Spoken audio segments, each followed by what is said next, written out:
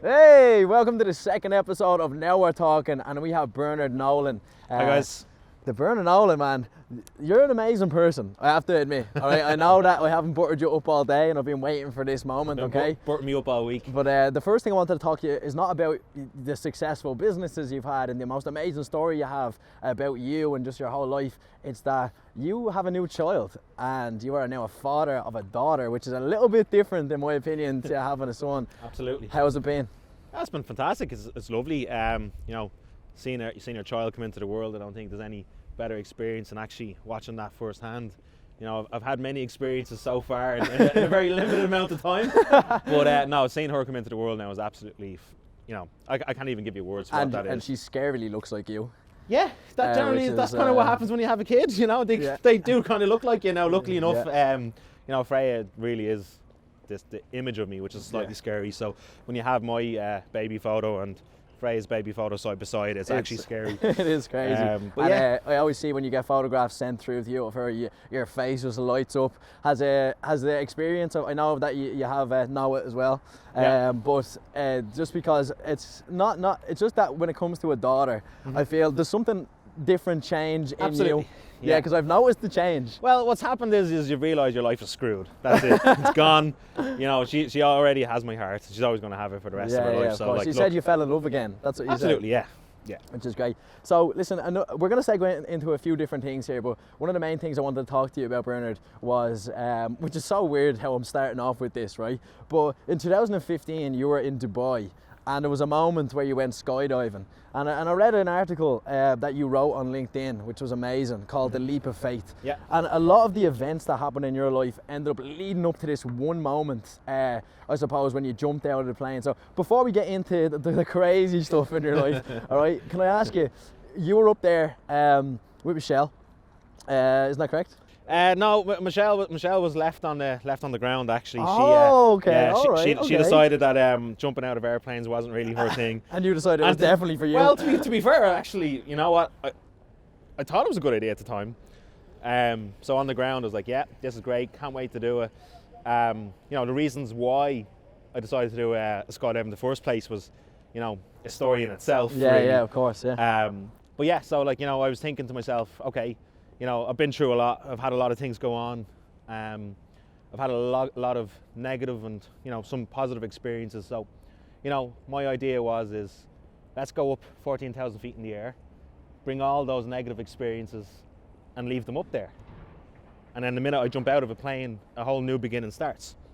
So, yeah, it was all good, and I kind of was looking forward to it, and everything was great. And you know, I'm an aviation enthusiast. I love anything to do with aviation, anything to do with planes. Stops me dead in my tracks. So, to be honest with you, the whole time I was kind of not really thinking about the skydiving, more thinking about the plane and having a chat. And then I was actually sat just behind the pilot, so we were chatting away, who happened to be Irish as well. Yeah. So we were having the crack. And he was just, you know, telling me a little bit about Dubai, he was telling me a little bit about, you know, his flying experiences there. And then the person that I was actually skydiving with then tapped me on the shoulder and was like, yeah, we're actually going to jump out now. I was like, about that. Yeah, hold on a second. I'd rather stay. Yeah, how high? But yeah, no, it was a bit of a crazy experience. And then the was girl... it as exhilarating? Sorry, I've never done skydiving before. It's always been a bucket list thing for me. Is it as exhilarating and as amazing as everyone says it is? Like what? It is. Like what sort of thoughts are you having mid-air, 14,000 feet? You know, what is it that was going through your mind, especially with the philosophy I suppose you had behind it, which was leave this part of my life where, you know, in the past and moving into this new one, the real leap of faith that you were talking about? And yeah, like it's a good question, and I think what's going through your mind is a load of things really, and it's kind of hard to pinpoint exactly what it is, but there's a lot going on. There's an awful lot going on, particularly when the girl that was just before me, she was from Russia, and we were having a chat as well, and she was a small, tiny little thing, and sitting, I was next to go. I was actually the last person to go. The best for last, of course. Yeah, of course. Yeah, and always. Then, as we were standing at the door of the plane, I just seen her exit the aircraft, and literally just went, just like that. I was like, oh god. Oh my god. Oh god. So I never even thought of that. because it's not like the plane hovers. of course It's not. like it's you are being sucked. Yeah, so the somewhere. plane is traveling, at 150 or 200 miles an hour. Yeah, of course. And then you're jumping out into a wind, and then as soon as you hit wind blast, then you go, in the complete opposite direction. Yeah. So, so she went flying, and then in my head, then I was still like, it's crazy, and I can relate this then to a number of different experiences then I had in the business world, where your heart is telling you one thing, and then your mind is screaming at you, telling you a completely different thing. So your heart is saying, You're talking do about it. passion. Absolutely, your heart is saying, yeah, go for it. Let's do this. And then your head is saying, no, this is a terrible idea. Don't do this. You're gonna die. Not a smart move. So you kind of have to learn then I learned from my own experiences then is that sometimes leading with your gut and your instinct and your heart can overweigh sometimes what's actually in your head. Yeah. So yeah. And you have to just be able to distinguish, the reality of a situation as well. You can't really fall too far on one end without having a dose of reality of like, okay, I need to do certain things in order to have my life, a little bit normal. But it's only for normal people, right? Because because there's a lot of this, it's so funny how nobody listening really knows the story just yet, and we're going to get into it, that when you're saying things to me, I have these ideas bouncing off that links to this, and this links to that, and this links to this. And what I wanted to circle back to really quickly is one of your first passions, okay? And one of your first passions at 3 years old, or 5 years old actually I think it was that you wanted to be a pilot. It was all based around your father essentially saying to you that, to follow your dreams and work hard, and you can do it, and do something. Yeah. So you ended up, what's up bro, how are you? Good to see you. And what ended up happening was at 13 years old, you had was it your first flying lesson? That's right, At 13 years old? So for what is that even legal? Are you able to do that? Actually, yes, you are. Yeah, and legally at the age of 16, you can fly a plane on your own. So you can fly solo. You have to be 16. Insane. But yeah, no, I think it kind of started way before that. So, we would always have our, Christmas would come around and we'd start our Christmas decorations. But there was a rule in our house is that you would have to start the Christmas decorations at least, and I mean a minimum of 2 or 3 days prior to when they actually needed to go onto the tree. Okay. So I'd turn the entire hallway into a landing strip. I'd get all the Christmas lights, I'd put them all down either side of the hall, so it was an absolute perfect runway. And I'd have all my little airplanes, and I'd be in and out the hallway all the time. It was a no-go area, basically. So... Is that something that you're teaching your kids now? Is that something that's being brought into your house? Freya's first toy is an airplane. And that's going to continue to happen. I want her to be able to think that she can achieve any of her dreams, regardless of what the industry is, how many men is in that role, if it's flying, if she wants to be an astronaut. God only knows what she wants to do. Yeah. I want to support her. With the burner, with the B-dust DNA, I'm sure she'll be she'll be successful. She'll be no matter successful, what. Absolutely. So that kind of circles back, and it's kind of funny how you look at your daughter now, brand new person in the world, a brand new little baby, not even a person yet. It feels almost just like this person you have to keep alive, right? But we think back to your childhood and kind of where you came from. And again, I don't want to go too deep into anything that you're not comfortable speaking about. And I know that you're a very open person with people like myself, or at the pub having a point. It's a bit different than being on camera.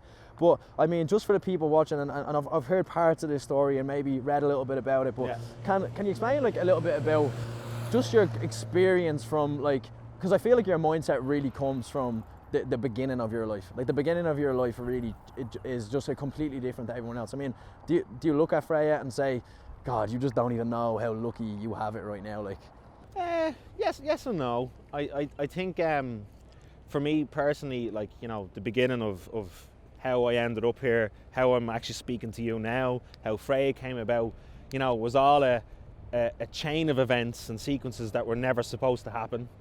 Which is crazy. So that in itself is another story. And can we get into that story? Yeah. So basically, making a very long story short, it was, I suppose, back in 1989. It was Romania. It's the whole country in itself, and what was going on at the time was aired to the world. So it was part of the Soviet Union. It was closed off. And then when the fall of the Soviet Union happened, communism was starting to fall. What was actually going on was aired to the world.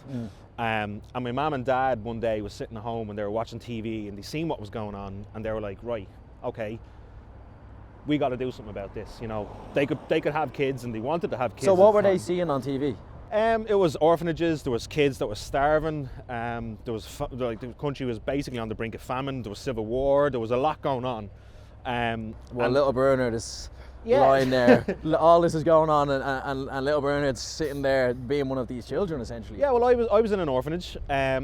So what happened there was my mum and dad wanted to go, and they wanted to do whatever they could to help.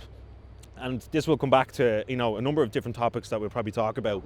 But that's basically ordinary people doing extraordinary things. Yeah, it definitely. And, you know, as we go on, I'm going to introduce you to some of my friends, some of my colleagues who are very much ordinary people doing absolutely extraordinary things.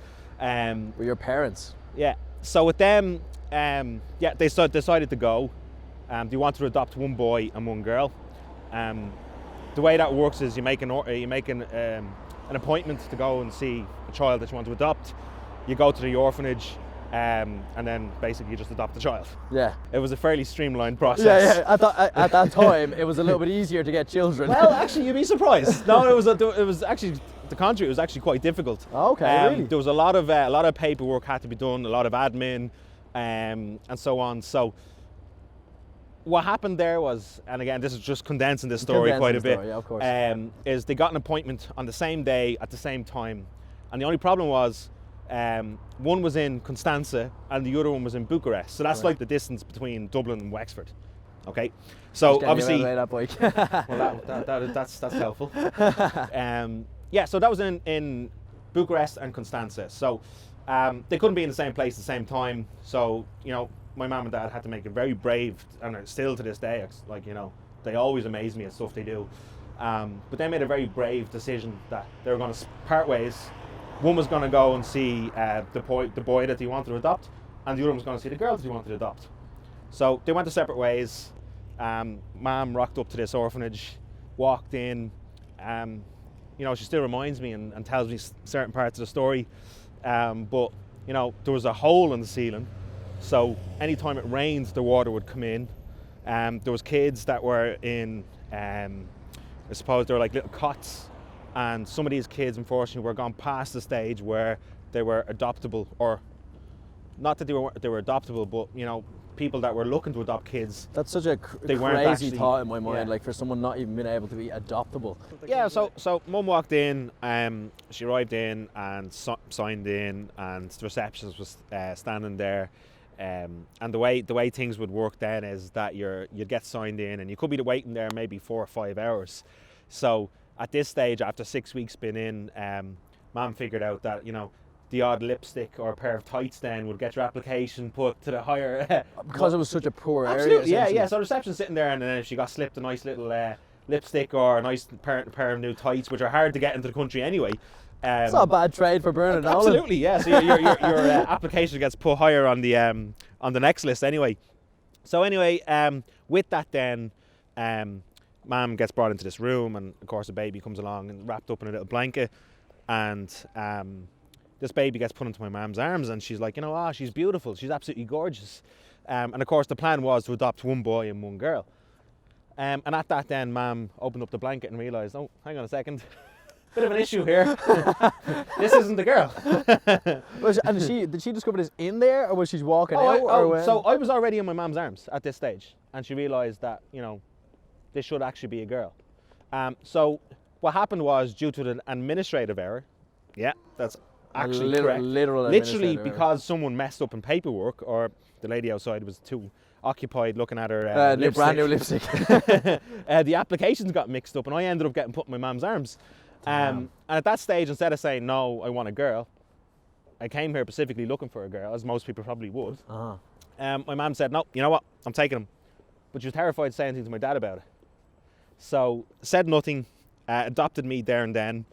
And then the following day when they met up, my dad was like, oh, let me see her, I can't wait to see her. And my mum put me into my dad's arms and turned around to my dad and said, Bernard, I've something to tell you. And he's like, well, what's wrong?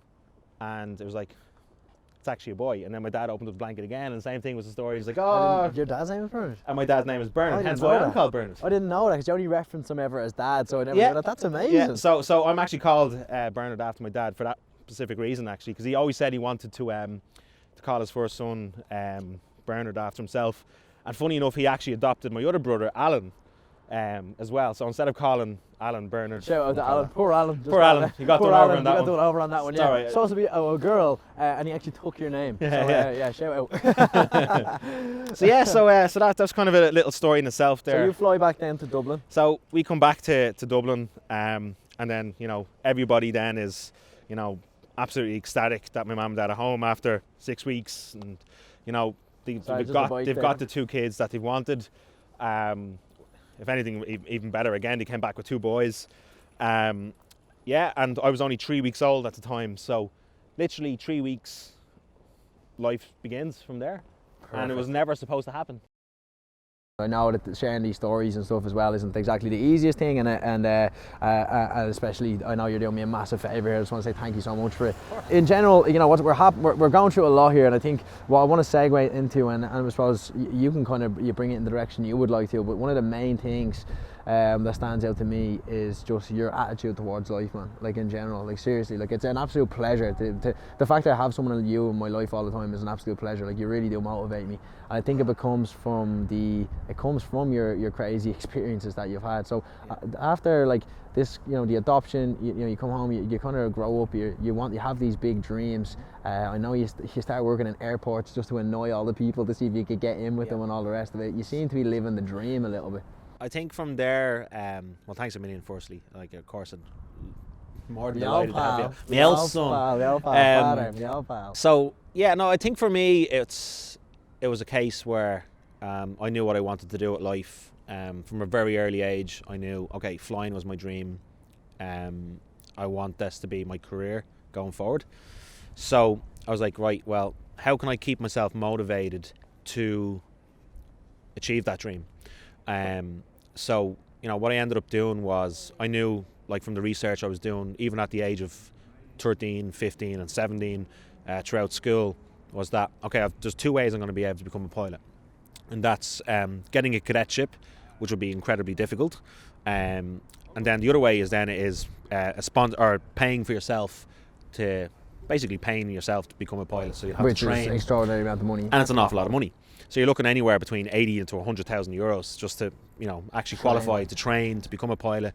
Then on top of that, then you'll have to do your type rating, which would be, you know, again, another 20,000 euros just to qualify on a certain type of aircraft to fly. So in total, you're looking at 120, 130 grand. Absolutely, yeah. Now, not only is it a rich man's game, like, there's a lot of people out there that have been in a fortunate position where their parents have, you know, really backed them.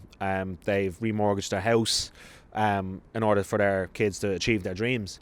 And fair play to them. It's absolutely, you know, it's mind-boggling as to what some people can actually do for their kids. Unfortunately, in my case, that wasn't going to happen. Like, I've got 3 other brothers. My mum and dad have got 4 kids in total. So remortgaging a house just for one, I don't think was fair, and I wouldn't have asked that for them.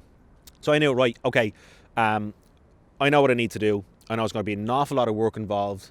I have to study my ass off, and I also have to work as quickly as I possibly can in order to make money, so I can start putting that aside to do extra flight training. What age were you when you were thinking all of this? God, I think it was like nearly 16, 17, like, even down to what subjects I was taking in my leaving cert. I had to figure that out. I was like, okay, I knew I needed physics, I knew I needed maths, geography was obviously going to be one that would be helpful. I was thinking when I was 17, I'm 26 now, you know, I'm thinking of 17, and like, I only started really thinking of these bigger goals when I started to achieve things. And you seem to have almost had this instilled in you from I think your dad was a massive influence on you as well, in regards to, like, not saying that he did everything for you, but I'm saying that just the way, the things he would say, his sayings, even when in a bit we're going to talk about the other story of kind of, you know, when you're recovering and stuff. So you're 17, this is on your plate. Yeah. Is it weighted? On you? Are you feeling this pressure of, like, having to do this, or is it more just not fun at all. and passion? Like, it's fun and like, look, you know, I can tell, and I know just from you as a friend, but also I know just from talking to you that you're very passionate about what you do now. So, you know, once you do something you're passionate about, work is not a job. Yeah, you're so right. Like, you know, it just becomes something that you're getting paid to do, that you do for free. Yeah. So I knew exactly what I wanted to do. I knew how I was going to get there. Now I just needed a way of actually funding it. So before the days of Indeed and job boards and all that other stuff that was there, I went the old route, and I actually walked up to Dublin Airport and I knocked on every door of every operator up there: Aer Lingus, Ryanair, CityJet, Sky Handling at the time, all these operators that was there, handing in my CVs. Madman. Absolutely, just handing in a CV saying, look, I'm here, I want to work, I want to become a pilot, give me a job. And I got no after no after no. I was just fresh out of school, I had no previous work experience. And then one of the days I actually, just by pure chance, picked up the phone, rang another operator, a handling agent there called OCS, and it's like you can relate back to almost like your first time you make a cold call. You're expecting the customer not to answer or go to voicemail. Yeah, exactly, yeah. And all of a sudden, you're fully engaged and ready to go. Yeah. So just literally after 2 rings, this phone answers. It's like, like Derek speaking. I'm like, oh God. Straight away I was like, oh, I'm not ready for this. So look, I just explained to him on the phone. I was like, look, I'm looking for a job. I see that you guys I've heard that you guys are currently looking for staff. Look, to be honest with you, I want to work with you guys on a long-term basis. I want to become a pilot. This is why I want to join, blah, blah, blah, blah, blah. Spilled my whole story. This guy was probably saying, who is this fella after ringing me? Like, what is going on? Well, fair play, he's listening. He's listening. And then he said, yeah, look, tell you what, come up to the airport tomorrow, bring your passport with you, bring your CV, and let's see what we can do for you. So Derek was his name, and we forged a great relationship over the many years. He did give me a job. I managed to work there for, God, it was nearly 6 years. And I loved every aspect of that role. So I was interacting with people on a daily basis.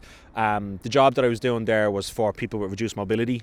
So that would be anyone that has any form of disability, or even finds it hard to manoeuvre themselves through the airport, whether they're deaf, whether they're blind, they could have autism, many different things. And that was really, I really loved working with that. Yeah, you're meeting people on a daily basis. That's another passion of yours, helping people. Exactly, and they're telling you their story. You're getting to know them for the brief time that you have as you're bringing them through the airport. And then of course I'm getting to interact with planes on a daily basis. Which is, you're winning all over. Smelling the jet fuel, I'm loving it. So I enjoyed my... You're one of those people. I'm one of them. You're one of those. I'm one of them. I still watch the planes. People that lick the planes. yeah, but I get you. That's true passion. Like being able, literally the smell of the planes is gives you that amazing feeling. Yeah. So you're on top of the world at this stage. Yeah, I'm loving things. I'm still doing my flight training as well. So I'm saving money. I'm doing lessons, continuing my work, which is really nice then, because when you're starting to do your lessons and you see your dream on a daily basis, it keeps you motivated and it's hard. It's 14 subjects. Hard. It's 14 subjects you have to study. So when you see that your dream, and it's not easy. It's not an easy thing. It's like really hard on the brain type of studying. It's just a lot of content that you have to absorb in a short amount of time, and then you obviously need to know what you're doing. It's not like you can just breeze past this. Yeah, you kind of need to know that. So then what happened was in 2010. Sorry, no, it wasn't. It was 2012. 2012. One evening in 2012. It was 2012. I was with one of my mates, and it was actually, we were going in to watch a Dublin game. I just finished an early morning shift, so I was finished in the afternoon after being up from 4 a.m. I remember leaving the airport, was like flying home because I knew I was like, right, I'm under time pressure. Got home, quick shower, put the jersey on. Didn't even have time for a bus, so I ended up picking him up in a taxi. Got dropped off in just behind Clonmel Road. We managed to go in, get a beer, and just after one point we were walking back down Clonmel Road towards the entrance to Croke Park, and I remember we were having a crack and we were having a laugh, and he said something stupid to me, and I turned around and I wanted to give him a punch or something. And as I was doing that, then I felt pretty much all the air just get sucked out of my body. I was like, just like that. And that's when I suffered a cardiac arrest. So what age? I was, God, what was I? Just 18, 19. Jesus Christ. Yeah, it was not actually, no, sorry, it wasn't. What age was I? 20. I was 20 then. Yeah, it was 20 then. And obviously you no other medical condition you were aware of or anything along like that? Sure, I had just literally the year before, I just had my medical done for flying. It's a class 1 medical, so it's a highly intensive medical. You have to check your cardiac, your heart. Have to check your blood pressure. You have to check everything. It's a full MOT of your body. Yeah, of course. So that was all fine. And then of course, what happened was I suffered a cardiac arrest. So I was dead effectively. My heart stopped. And what happened then was there was just a number of again, very, very, very lucky for the second time in my life where I was in the right place at the right time, and the chain of events were just perfect. And the conditions were perfect, and I'll go into that in a little bit more. It's called the chain of survival. So what happened was I hit the deck. My friend wasn't really sure what was going on. There was an off-duty paramedic who was actually passing at the time, and he copped straight away that something's not right here. So he came over to see what was going on, considering just some guy just on the floor. And the first thing you'll think of when you see a 20-year-old. Well, when you see a young guy in a Dublin jersey on the ground in the middle of the day, what's the first thing that comes to your mind is that exactly, your man is absolutely wasted. Yeah. So people are actually, and anytime I ever give a talk about this, I actually use some of the images that was posted on social media that day. That it was actually people thought I was drunk, so they were actually going to their phone, taking photographs of this guy on the ground, not realising. And that's the world we live in. Even more now. Absolutely. Even more, it's like that. Yeah. So what happened then was he started compression straight away. So he realised that there was no pulse, something was going on. So he started compressions, rang for an ambulance. The way we operate in Dublin, and it's an amazing system, and I absolutely have such admiration for everyone that's within the emergency services industry. Yeah, big shout out to everybody doing that. It's one of the more selfless things you can do in your life. So what happened there was we have Dublin Fire Brigade, which is a unique system around the world, where we have a combined fire and EMS system. So any priority Delta or Echo calls, they're the highest priority calls that will go out. So generally what will happen is you'll have a fire appliance dispatched, and what happens there is you've called for an ambulance, but all of a sudden a fire brigade turns up and you're like, I called for an ambulance, why is there a fire brigade here? But what a lot of people actually don't realise is that every single firefighter within Dublin Fire Brigade is actually a trained paramedic. So for those higher priority calls, when a fire engine is actually dispatched, instead of an ambulance turning up with only 2 paramedics, you now actually have a team of 5 people on hand to be able to delegate tasks, to take over on compressions and so on. So a fire brigade turned up, they then took over from paramedics, start doing compressions, and then a defibrillator was there on scene, so I was defibbed there and then. Unfortunately, the first round of defibrillation didn't work. Then had the second round of defibrillation, which then eventually just imagining worked. this scene right now, it's like so intense. Because I literally love you so much, and like I haven't really talked about it in this much detail. Like I'm just imagining that happening right now, and it's honestly it's scary. It's absolutely scary thought, and like what's even scarier is the fact that literally when this whole incident happened. And I'll come back to that now in a second actually, but when a sudden cardiac arrest happens, it can happen to anyone at any time, regardless of your age, regardless of your health. You could be the fittest person in the world and still suffer a sudden cardiac arrest. And there's a number that's, even to this day, that's just imprinted in my mind. And it's not our sales targets, or it's not our figures of what sales on the dash. That number is actually 13. And the reason why that number is embedded in my head is because 13 is the number of people that actually die on a daily basis here in Ireland, just in Ireland alone, due to sudden cardiac arrest. Sudden cardiac, as in like they're not aware. They're not aware. They're not aware that there's nothing wrong. They don't know if there's anything wrong. They may have a pre-existing medical condition. They may be in their perfectly good health, but 13 people a day unfortunately die due to a cardiac arrest, and that's majority of those are out of hospital. So you could be at home, they could be in the workplace, they could be in the gym. This happens on a daily basis. So when a cardiac arrest takes place, every single 60 seconds that happens from the moment you've had a cardiac arrest, your chances of survival drops by 10%. Jesus Christ. So you're literally time is like you're on a time is of the essence. What was you were telling me before, the golden hour? So a golden hour will come to mainly major trauma events. So a car crash, someone that has serious trauma, or if it's a case where you've had a stroke or a cardiac arrest. The term in the industry is within that golden hour, where they can get you from point of scene to a specialist care hospital within that hour. That way you have a cardiac team at your side. You could have a trauma team at your side, giving you blood, getting you into surgery, whatever that case may be. So the golden hour is always an important aspect of the picture. But for me, my whole life changed From that moment. within 16 minutes. So I went from knowing what my career was. Say 13 minutes for the reference of it. Yeah. It went from knowing what my career was, knowing what I wanted to do with my life, to it all been over. So I eventually woke up in hospital. I seen my mum and dad there, which was I seen my dad there actually, and I realised, okay, well, something's not right. Were you aware of what was going on? Like when you woke up, Had the clue. you just like you passed out and you woke up and you're in a hospital now. I woke up, I was in a hospital, and I was like, what is going on? This is very strange. And I went to sit up, and at the time I couldn't sit up, and I was like, what is going on? Why can't I sit up? What a scary feeling. Yeah, and I tried to sit up again, and I still couldn't sit up, and I was like, this is so strange.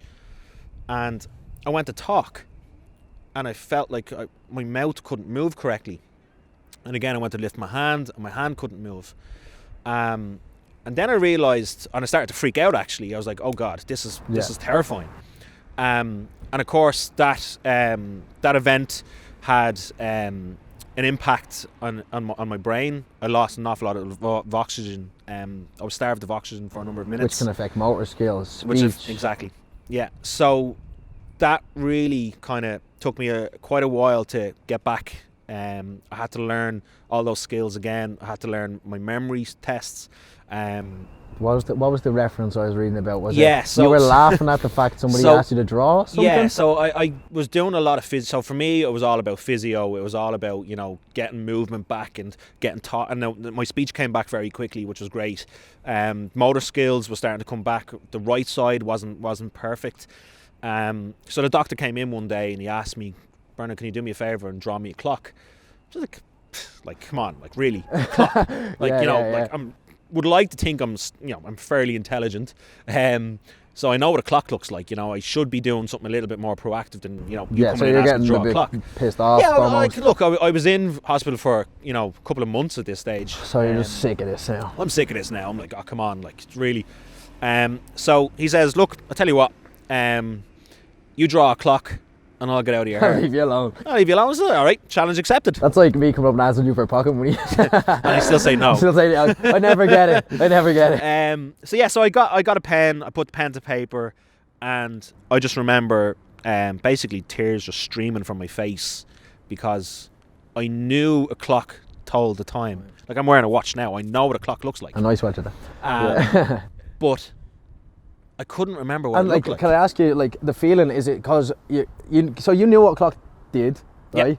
Yeah. So when you're trying to think of a clock now after all of this ever happening, like, is it your brain just cannot reach that image, can't reach that memory, it's just not there? I just knew it told the time, but I couldn't for the life of me remember what it looked like. So what happened when you tried to draw it? I drew a triangle. Right.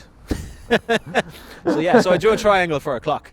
And I remember looking at my dad, I was like, that's not a clock, is it? And he's like, no. I was like, oh no. Could be a clock. Yeah. But it's not the correct clock, I realised at that point, it's like, right, we still have a bit of work to do. And then luckily, thank God, everything came back. It was a long road. It was very difficult. How long? A lot of up and down. It was a good 6 to 9 months, really. In After total, going from think about this, though. Think about where you were, the path you thought you were on. Yeah. 16 minutes, 6 to 9 months, and then now you start. Now your brain must be start going, okay, well, I can't. First of all, you may give up. One of the things that, and that's going to run through anybody's mind, but I remember, again, reading a little bit more about you, that there was moments where you had lapse of motivation to make this better. And again, this is why I was referencing your dad, Bernard, kind of coming through. And there was a moment where you said, I think you were lying in bed and you didn't have the blinds open and stuff, and your dad kind of went over and kind of gave you the words of encouragement of like, you can sit here, you can close your eyes and you can dream, or you can get up and make something happen. Exactly, yeah. So for him, like, he has 3 very famous words that, he will always reference to me every now and then, and it's one word mentioned 3 times, and it's called try, and try again. And that always will. That's will your stay with me. philosophy. That, It's like, just right, you've helped yeah. me with this. Like, you have Yeah. brought me to the side, and before I knew it was from your dad's.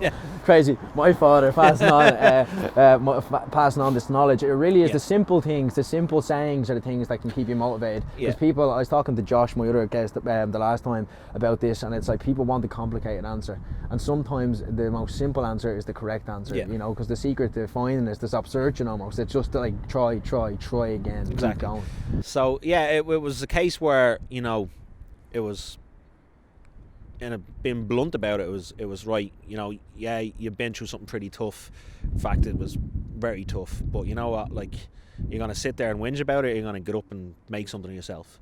And I realised, you know what? You're right. I need to. I just need to sorry, do it. I'm dangerous. Like, I just don't think people understand 6 to 9 months in that environment and being able to kickstart yourself back into this mode. Yeah. What was the moment? It was more the case where I realised one day I was sitting there and I was like, Jesus, what am I going to do with myself? Like, I don't know, and it was actually fear. It was fear of the fact that I actually don't know anything else. I don't know anything else that actually interviews that interests me. Yeah. I don't know or see myself doing anything else other than flying airplanes for a living. And this affected that. And everything that I had previously taught myself and structured myself towards is now gone. So I was like, oh my God, I feel like I'm a 6-year-old starting all over again, saying, what am I going to be when I grow up? You literally had all your eggs in one basket. Yeah, absolutely. And that was a big lesson, as well as, like, you know, you can't bank on absolutely everything. You need to have a backup plan. So in saying that, then my backup plan was my love for technology. I absolutely love technology. I'll openly admit I'm a big geek. Yeah, okay, fair. Anything to do with tech, I really get interested in. You know, just not the, but I was doing a bit of research on you, right? Because you're always slagging me a little bit, you know, about vlogs and all this stuff. You're a little vlogger yourself. I know you're a no. Everyone go onto YouTube and type in Bernard Nolan, vlogs from London, vlogs from New York, a full movie of you skydiving from Dubai. That's different. You That's big different. nerd. That's different. And a burn nerd. Yeah. And so technology, one of your passions. So obviously, what's happening in your mind is like, don't feel like I know anything, but something crazy after happening to me. I'm passionate about technology. Your brain is like, how do I merge this into something that, you know, can make a difference? Since, you know, after you just can't fly after a cardiac arrest. Is that just it? You're not allowed to? No, when you have a significant event like that, you know, airlines won't touch you, and to be rightly so. Like, you know, God only knows what could happen in the future. Yeah, you can't. I mean, it's unfortunate, but it's not only that as well. Like, you know what I mean? You have to think about things logically as well. Like, if you're going to go and start pumping more money into flying, and something was to happen again, or you don't even get a job at the end of it, like, you know, it's stupid. You're just pissing away. This is where we were talking about at the start of the podcast of the difference between having the reality and the passion there, and being able to, you know, choose. Not be delusional, but use that fire, that passion to move on to something else. Mm-hmm. Yeah, so it was 2016 then. I was working for Oracle, a tech company at the time, and just from my previous and my past experiences within the, you know, what's happened to me, I knew that there has to be a better way to change the system. Like, when you think about it. When you say system, what do you mean? I'll explain this now. So, like, you know, we're in Dublin. We have a population of 1.3 million people for this city. How many ambulances do you think we have in Dublin? Not enough, is the answer. Give me an idea how many you think there is. Well, I do have a friend that works in this, so he has told me a couple of things, but I just, God, I forget now. But if I was to guess, because I know it's low, probably 20. Less. So, Dublin Fire Brigade operate 1.3 million people, less than 20. Yeah. So, Dublin Fire Brigade operates within the Dublin region. They're responsible for the ambulance and the EMS service just within Dublin. Then you have the HSE, the National Ambulance Service, that covers outside of Dublin. Okay, so just for Dublin City alone, there's around 14 ambulances that cover a population of 1.3 million people, which is crazy to think. So, you know, when it comes down to prioritisation of resources, where those ambulances go, who needs the most help as quickly as possible, it got me thinking. I was like, God, how can we better allocate resources? How can we make sure that people that actually have, you know, the people the that most need it critical now, because like, what way were they categorising it? So it all comes down. So it all comes down to to the prioritization of the call. So the emergency call handler will ask a number of questions. People always ask, why am I getting answered this, million and one questions? But what that does is it allows them to be able to better prioritize that call. So is the patient breathing? Is there, are they bleeding? All these kind of questions will come down, and that allows them to be able to better allocate resources. But in saying that, I was kind of thinking, I was like, okay, how can we enable technology to give more information about the individual at the time of that incident to the people that are making those decisions as to where those resources goes? Because at the minute they're only reliant on what someone says to them down the phone. So which could be anything. So for me, I was thinking of an app that would allow users to be able to send vital information directly to emergency services, and that will contain all of their pre-existing medical conditions, any current medications that they're taking, if they have any allergies, all this kind of stuff. This was an app. This was an app, yeah. Well, this is what I was thinking in my mind, that there has to be a way of doing this. So I started a company called Medimee, and with that I realised that actually this could have a massive impact on not only people that have, serious medical conditions, but then just lower down that tree and down that line of, anyone that has diabetes, anyone that has autism, anyone that has any learning difficulties. It affects so many people, absolutely. And then it comes down to, well, what happens if someone is deaf and they can't make an emergency call? How do they explain their situation to the person who's sending those resources? What if they can't speak that language? And then I thought about it even more. What if I go on holidays? I'm in a different country and all of a sudden I need help. And now I've got a pre-existing medical condition, but how do I communicate that to someone who I don't speak that language to? Or if worst case scenario is if I'm unconscious and I can't communicate. If somebody literally is in the situation you were in. Exactly. So I started Medimee and allowed technology and an app to be able to communicate vital information about a patient in a matter of seconds, anywhere in the world, and regardless of language barriers. So that's what Medimee does in a nutshell. How was that not a thing before? This is amazing. It's crazy, yeah. It was crazy when I was looking at it. Action on it, Bernard. Well, that's except it. for you. So I think for me, my whole concept of this was, I didn't want to, and I started it not with the idea of making money. I wanted to do something that would not only help me personally, because I want something to make sure it works next time, but also other people, and that's what a social entrepreneur is. So I started that with the idea of just getting something out there, not with making money, but then realising that, one, there's a market for it, two, there's an awful lot of people that actually need this, and three, there's an awful lot of companies that are actually willing to pay for it. So it was good. We then started to expand. We had Medimee getting launched, not only here in Ireland, which worked very well with a number of emergency services that currently use it, but it was the same then in London. It was the same in Dubai with the Dubai National Ambulance Service, and again, like I said, a lot of the people I'm going to introduce you to, and are very good friends of mine, will tell you not only their stories as to how they help other people within Ireland, but how Medimee has actually helped them make sure that they're getting the right resources. It's not just with medical people. Like, it's with MyTaxi. You can get it. I was looking up. You can get it built into jackets. You can get it built into body armor, rings, anything you really want. So So obviously I have this idea, and it's an amazing idea. But again, a lot of people have amazing ideas, but nothing ever happens. And there was one moment that you told me, and I don't know if it kind of links up, but I do want to speak about it because it really kind of describes you as a person, right? Is the person that's able to turn on when you need to, and when your back's against the fence. And I think you were at a business conference at one stage where there was a slot open that you weren't supposed to be on. I can't really remember. May have again had a few drinks. So this was this was the launch of which was actually our launch at the Dublin Tech Summit. And of course, when you have your own company, you want to talk about it to everyone. You want to shout from the rooftops about it, tell everyone that you meet all about it. Yeah, of course. And not only that as well, but I went from being in employment, working for someone, to working for myself, and taking that leap of faith, leaving security, leaving all that stuff behind.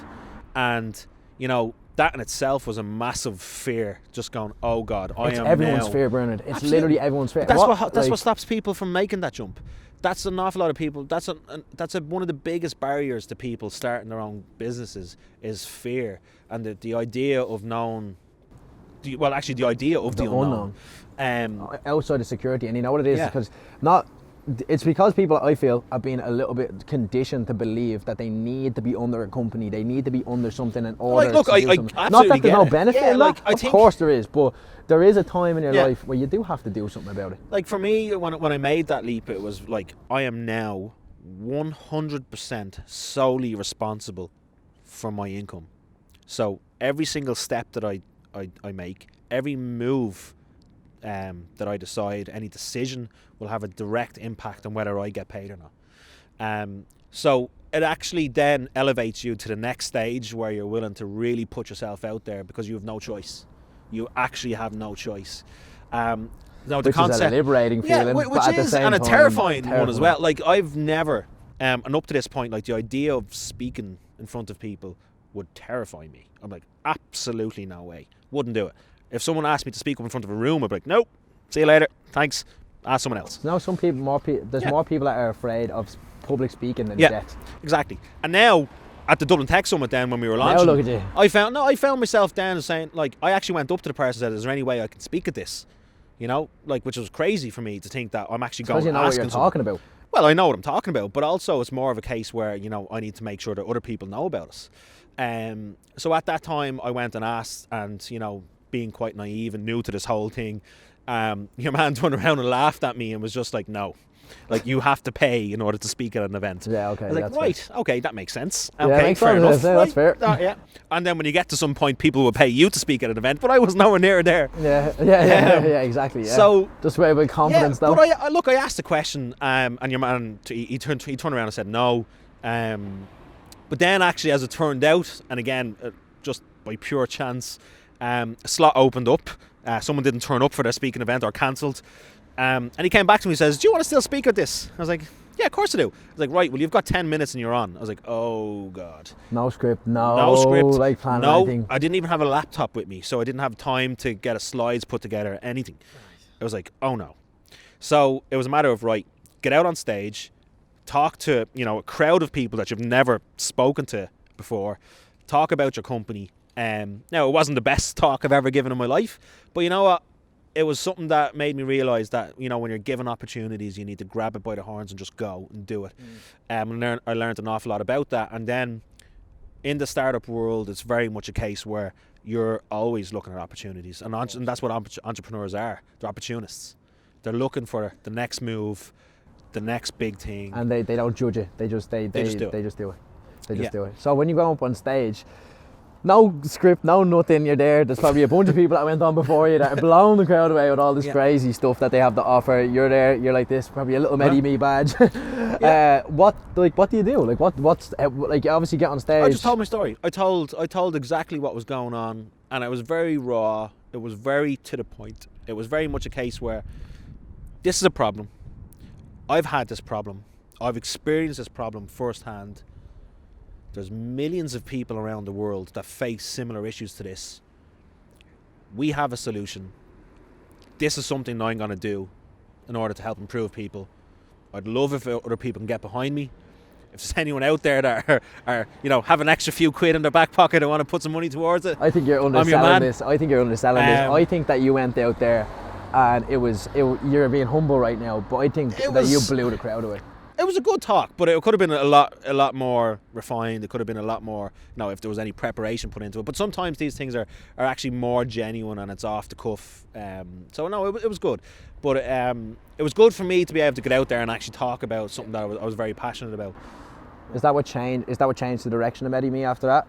No, Medimee was always kind of in that. It was always going on the right trajectory. It was always going in the segment that we were going in. And what happened was when it was launched and when it was been utilised by a number of different services, we actually were in a very fortunate position where we had people coming to us, which was amazing.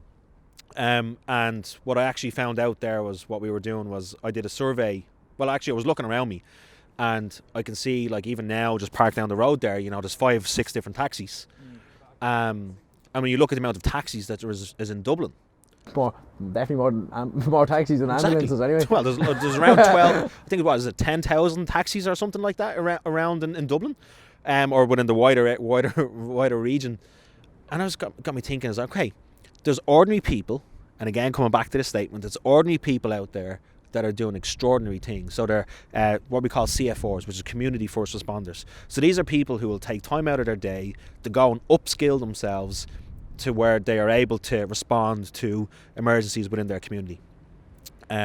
Now, they're limited in terms of what they can do, but, you know, even if it's doing compressions, it's a start. It's getting oxygen. Like, once you're doing compressions, it's getting oxygen getting oxygen and blood flow to the brain. That's very, very important. So that's what these guys do.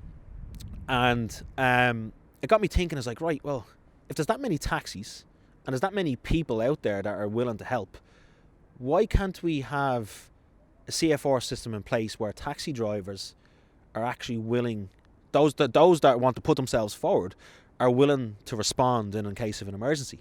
So we teamed up with MyTaxi, who are now FREENOW, and we put a CFR initiative in place, and we have over 500 taxi drivers trained in CPR that are able to respond to emergencies.